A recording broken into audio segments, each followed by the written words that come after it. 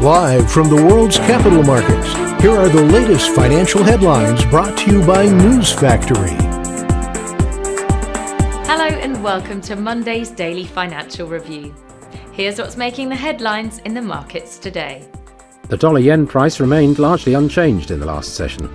The MACD is giving a positive signal. The Bitcoin-dollar pair gained 0.3% in the last session. The stochastic indicator is giving a positive signal. The gold-dollar pair rose 0.4% in the last session.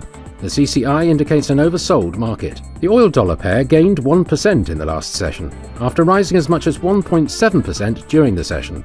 According to the CCI, we are in an overbought market. Coming up, the choices from our chief analysts for today. Crude oil prices rose for the sixth consecutive week.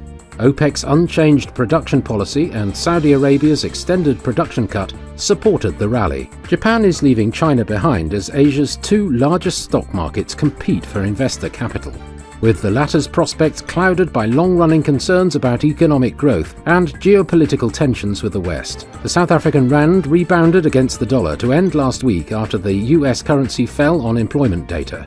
US payrolls data showed non-farm employment grew moderately in the world's biggest economy in July, sending the dollar into a tailspin and boosting the rand. Those were today's major economic events. And now, moving on to world financial headlines. The US 3-month bill auction will be released at 15:30 GMT, the US 6-month bill auction at 15:30 GMT, Germany's industrial production at 0600 hours GMT. Japan's labour cash earnings will be released at 23:30 GMT. Japan's current account at 23:30 GMT. The UK's BRC like-for-like retail sales at 2300 hours and 1 minute GMT. We hope that you've enjoyed Monday's financial review. On behalf of all of us here, we wish you a productive trading day.